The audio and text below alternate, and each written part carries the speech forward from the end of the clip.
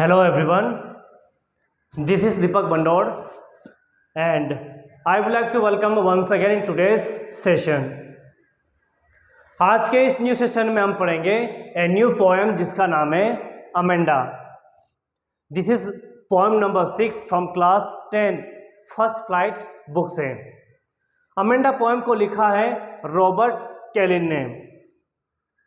Before proceeding to head, just I want to give a short description about a central idea of the poem के बारे में.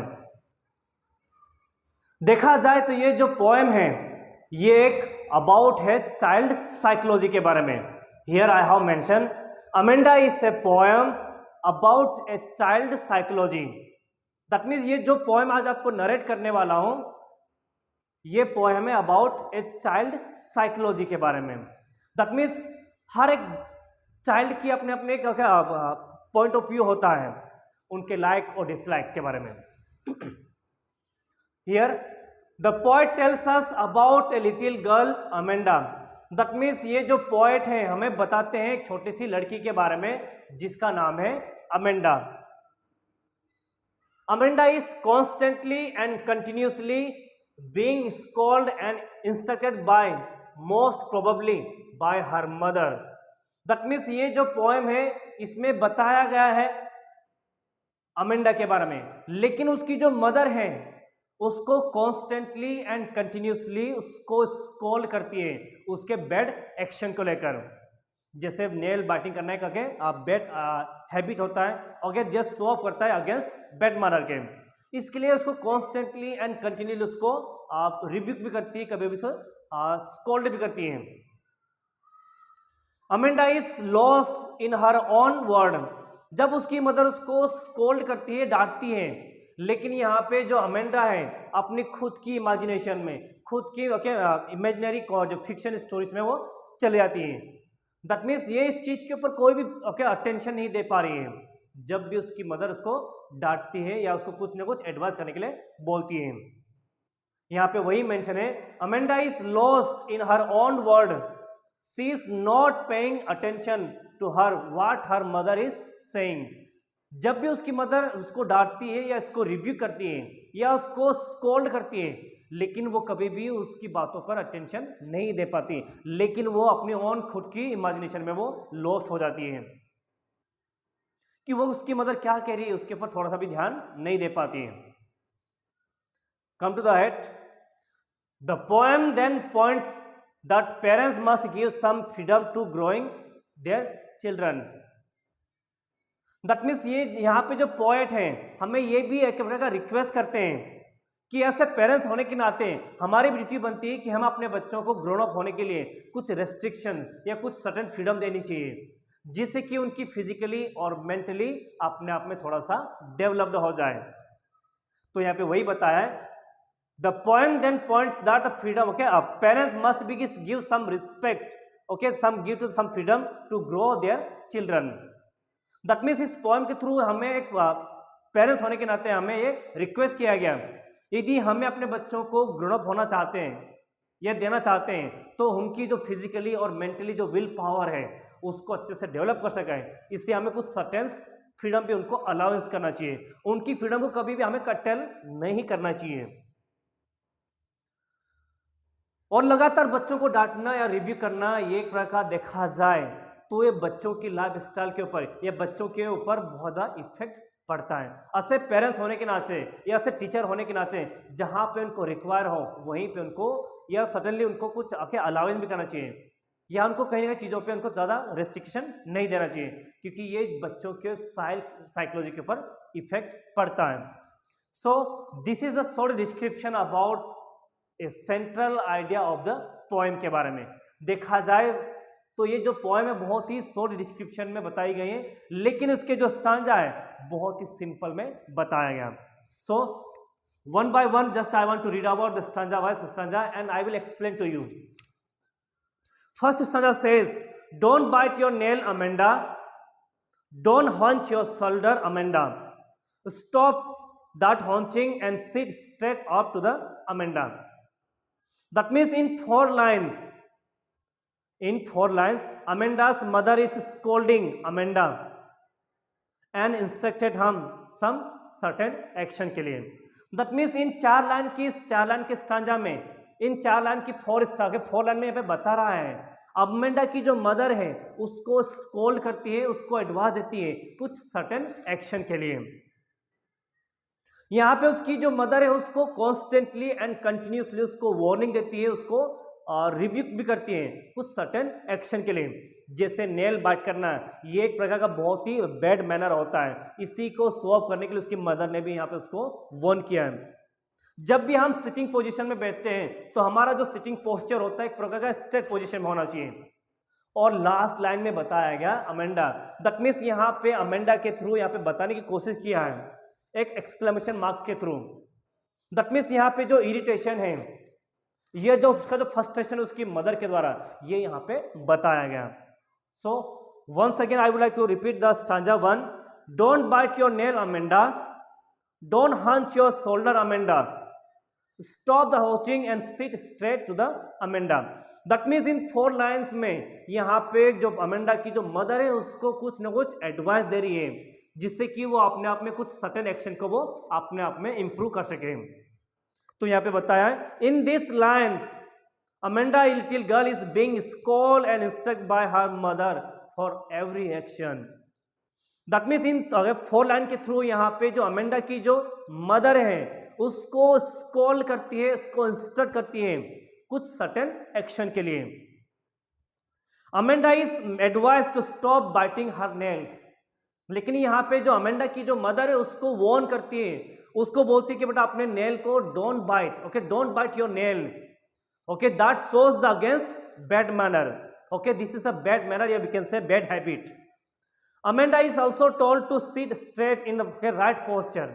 That means उसकी जो mother है उसको आगे वार्न भी करती है कि बेटा जब भी आप कहीं बैठो तो आपका जो सिटिंग पोस्चर होता है एक स्ट्रेट पोजीशन में होना चाहिए, नहीं कि अपने शोल्डर को बेंड डाउन करके बैठना चाहिए। ये भी आपके अगेंस्ट को स्वॉप करता है। लेकिन यहाँ पे जो लास्ट लाइन जो अमेंडा जो वर्ड यहाँ पे एक्सप्रेस किया गया है एक एक्सक्लेमेशन मार्क के थ्रू, जो हमें स्वॉप होता है irritation and frustration of Amanda's mother के थ्रू। So this is a 4 line stanza explanation. Now come to the second stanza. There is a languid and emerald sea where the sole inhabitant is me, the mermaid dripping peacefully। That means यहाँ पे एक imagination के बारे में सोच रही है Amanda कि okay constantly and continuously being होने से अच्छा है कि हमारी लाइफ भी किससे होना चाहिए, एक मरमेड के समान होनी चाहिए, एक आगे इमेजिनरी फिक्शन क्रिएचर के बारे में वो सोच रही है, जिससे हिंदी में अपन बोलते हैं मरमेड को जल परी भी बोलते हैं अपन। तो यहाँ पे लिखा है Amanda is lost in her world of imagination while her mother is instructing हर।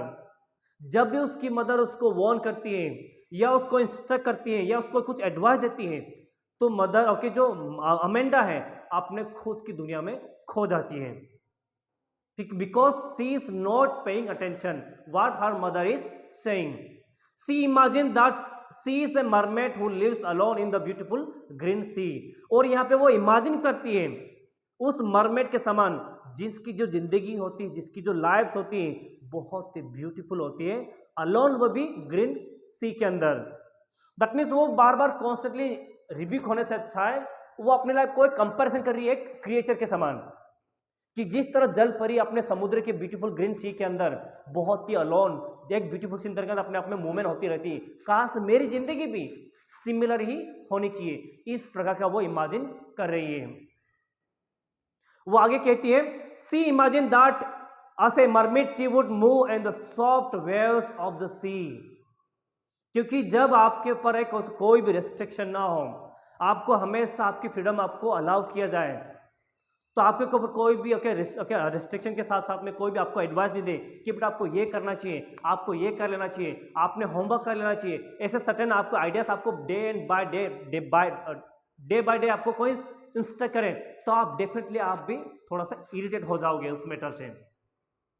क्योंकि जो पेरेंट्स होते हैं, हमारे जो टीचर्स होते हैं, हमारे वेल बीइंग के बारे में सोचते हैं, हमेशा आगे बढ़ाने के लिए हमें सोचते हैं, लेकिन उनकी जो बातें हमें कभी कभी चूक जाती हैं। ये चीजें भी यहाँ पे उसने फील किया है। क्योंकि उसकी जो मदर है हमेशा उसको वार्न करती है कुछ सर्टेन एक्शन के लिए।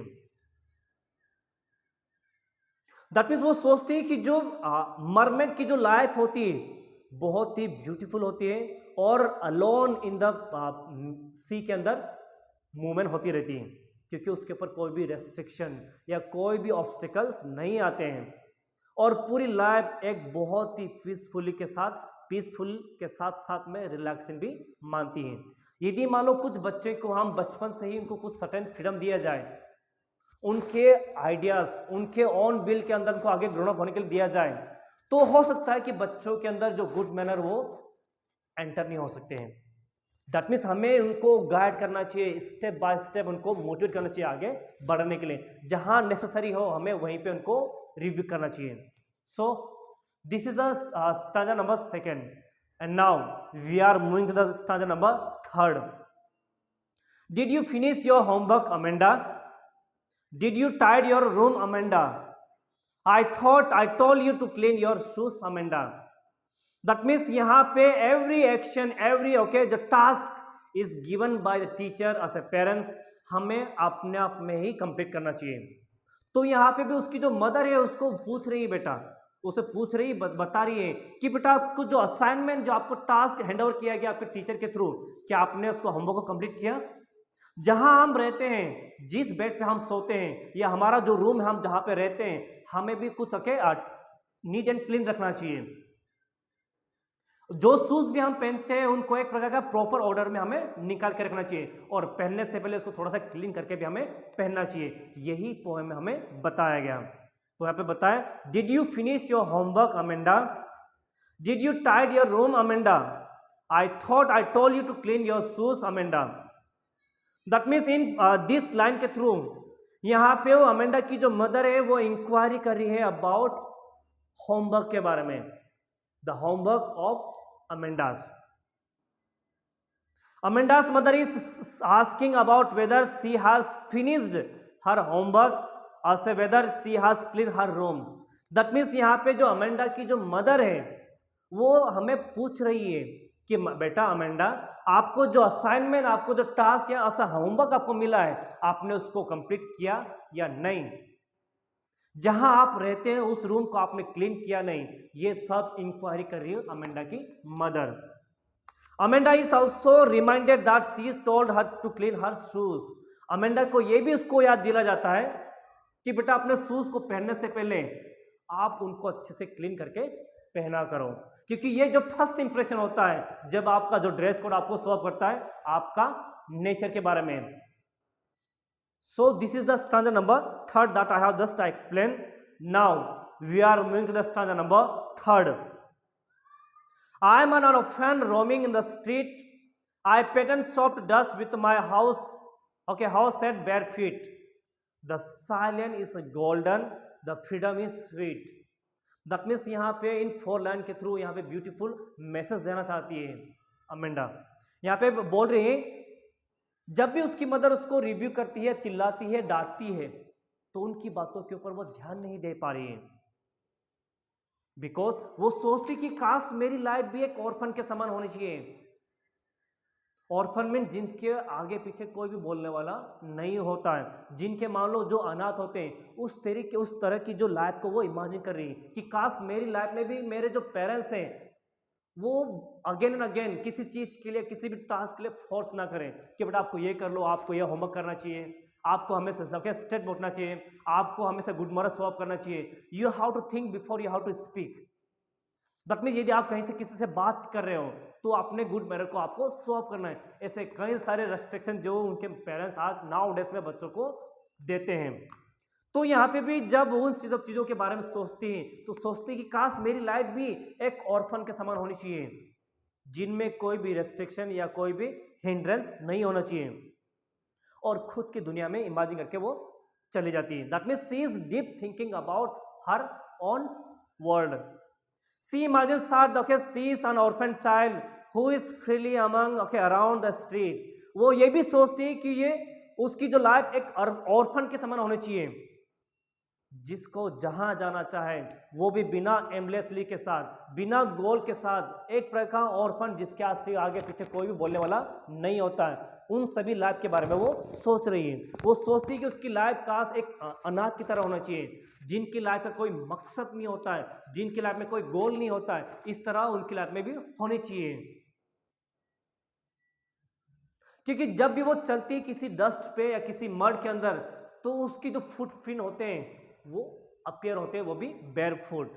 तो उन सभी चीजों के बारे में वो सोचती है, और ये भी सोचती है कि she is loving the silent and freedom to be anything.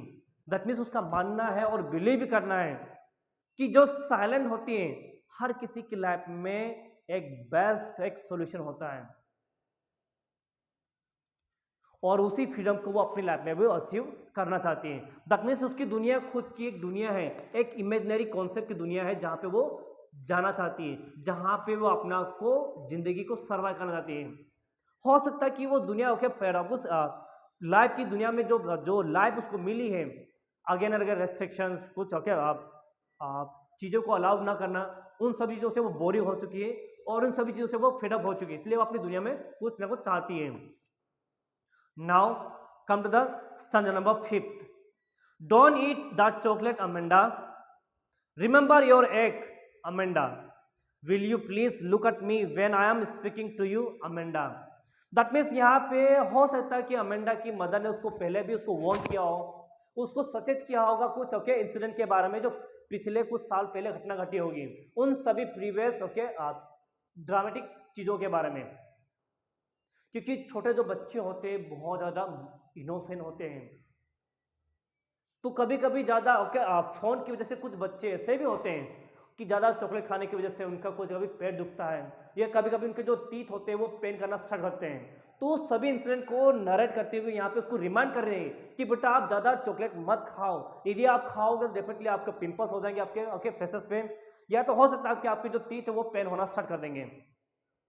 उन सभी चीज़ों के बारे में वो यहाँ पे उसको रिस्ट्रिक्ट भी करी, लेकिन बोल रही कि बेटा जब मैं आपसे बात करूं, when I speaking to you have to pay your attention to me.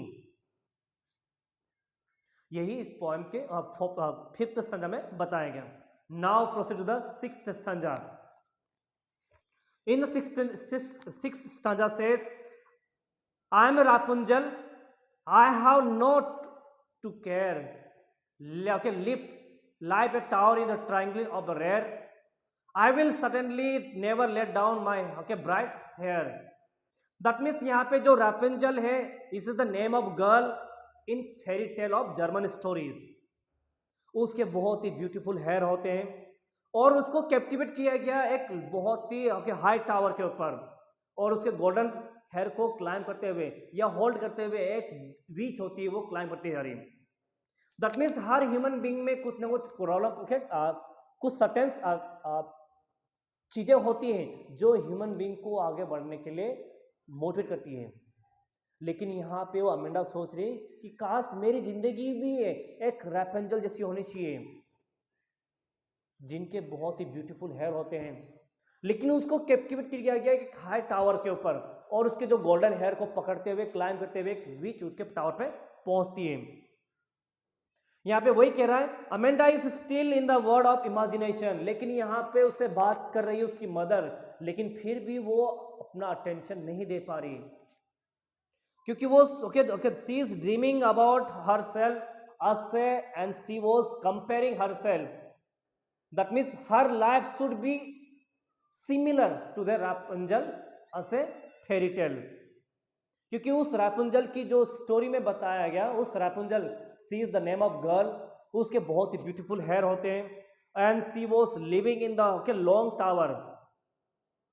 That means she did not have to worry about her future. That means she wants to live her own life, and she wants to lead a meaningful and happy life, because her life should be very peace and relaxing in the point of view देखा जाए तो Amanda की। She emphasized that while unlike Rapunzel, she would never be long, let her aware and run to permit to the anyone's life. That means वो अपनी life में किसी को भी परमिट या अलावेंस नहीं चाहती है, क्योंकि हर ह्यूमन बीइंग के अंदर कुछ ना कुछ ऐसी क्वालिटीज होती है, ऐसे गुडनेसेस होता है जो ह्यूमन बीइंग को अट्रैक्ट करती है। दैट मीन्स यहाँ पे भी अमेंडा अपनी लाइफ में कुछ रेस्ट्रिक्शन वो चाहती है। And now come to the last stanza of the poem के बारे में। Stop sulking at once Amanda, you are always so moody Amanda, anyone would think that I am neglected at your Amanda. That means in 4 line के through यहाँ पे समझाने की कोशिश की है कि Amanda is not reacting her mother instruction. That means उसकी जो डॉटर है, she is not paying any attention, और उसका कोई भी रिएक्ट नहीं कर रही उनकी मदर की बातों पे। It seems that she is annoyed due to constant instruction. और हो सकता है उसके पीछे रीजन भी है कि उसकी मदर बार बार उसको एनॉय करती है, उनकी बातों को उसको करने के लिए मजबूर करती है, उन सभी चीज़ों को वो एनॉय होकर उनके ऊपर ध्यान देना बंद कर दियो। Amanda's mother is asking her to stop being upset and moody. तो यहाँ पे उसकी जो मदर है वो उस चीज़ के बारे में जानना चाहती है, बेटा जितनी चीज़ें आपको इंस्ट्रक्ट किया है उन चीज़ों के ऊपर आप ज़्यादा ध्यान मत दो, क्योंकि मेरी ड्यूटी बनती है आपको एक राइट ट्रैक पे लाने के लिए। यदि आप इसी चीज़ में, आप इसी एज में आप थोड़ा सा अपसेट हो जाओगे या आपका मूड खराब हो जाएगा, तो हम कैसे अपने आप को आगे ले जाएंगे? क्योंकि बेटा आप ही हमारे एक अपकमिंग फ्यूचर हो। यदि हम आपको गाइड नहीं करेंगे या आपको लीड नहीं करेंगे तो डेफिनेटली आपकी जो लाइफ है वो भी एक प्रकार का कोलैप्स हो जाएगी, या आपके लिए कंप्लीटली डिस्ट्रॉय का कंप्लीटली रुइन हो जाएगी। So you have to improve your behaviour, your आप चीज़ों के बारे में जो आपको नहीं करना चाहिए, उन चीज़ों के बारे में आपको इंप्रूव करने की कोशिश करना पड़ेगा। So that anyone that she is distributed due to her mother's constant instruction. यदि मान लो जहाँ पे सर्टेन इंस्ट्रक्शन आपको देना चाहिए, या आप उस चीज़ को ओबे करना चाहिए, या तो फिर आपको एक्सेप्ट करके you have to move ahead. So this is the short description about Amanda poem के बारे में।